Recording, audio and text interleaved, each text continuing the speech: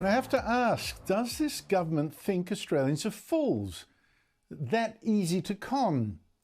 Two examples today. You'll remember a couple of weeks ago, Prime Minister Anthony Albanese said he expected sports stars would help him sell his racist voice to Parliament, a kind of Aboriginal-only Parliament in our Constitution. I would be surprised if you didn't see a range of figures out there saying that it is time for recognition.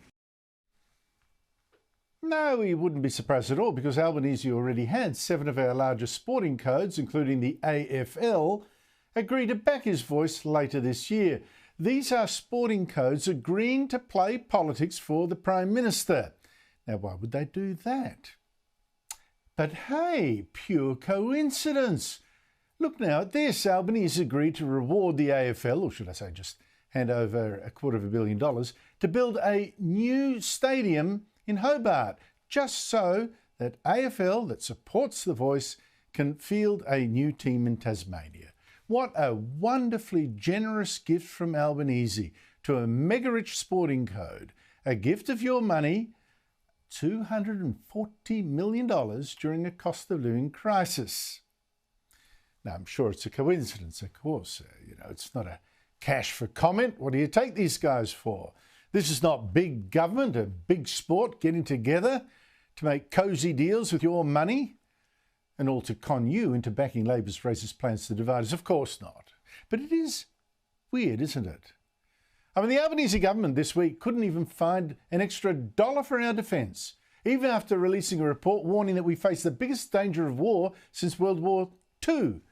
But here you go, $250 million for yet another football stadium. That'll make us richer, won't it? I mean, seriously? Here's the Prime Minister yesterday trying to explain why a government that's broke, from facing $1 trillion debt, still had cash for this. In order to improve economic activity in Tasmania, in order to create jobs, both during construction but also in the longer term, by having a centre that can bring jobs and events to Tasmania, then that would be a positive. We must be the only country in the world that has a government that thinks you can be much more productive if you build a stadium so people can go and watch footy, another stadium. Now, the second example today of you being treated as mugs. Big announcement today. The Albanese government is going to fix our immigration mess.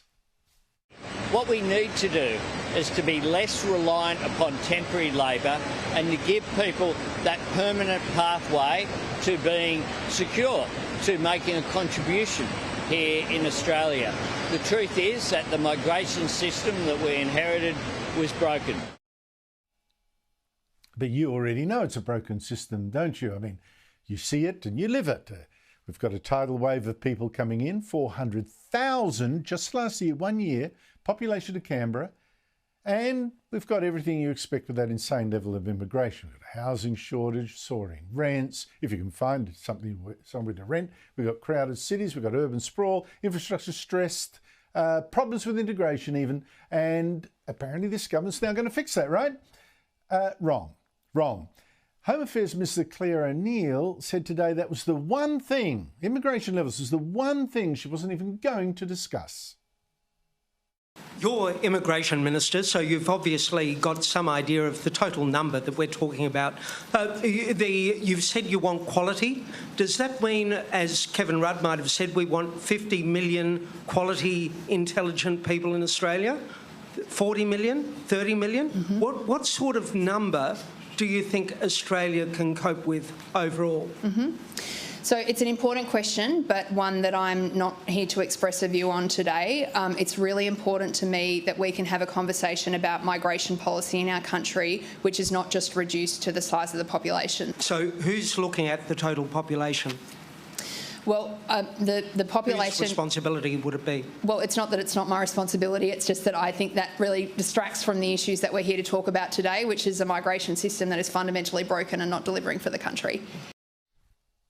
That's amazing, isn't it? It's an important question. I mean, it's the most important question, but it distracts from the real debate. That is the real debate. So what were these huge changes that the minister announced? Well, there was lots of big talk about making sure that the highly skilled immigrants that we supposedly bring in already are indeed highly skilled, working highly skilled jobs, because that hasn't actually been the case. And making sure that university students we bring in really are students and not just frauding the system to come over here to work. Now, fine, I've long said that needed tightening up, but I'll believe it when I see it. So it's going to be a big and important project, thinking about lifting standards for international students, how we can ensure that students who are here to study are actually here to study, and making sure that we think about the pieces of the puzzle that are facilitating exploitation.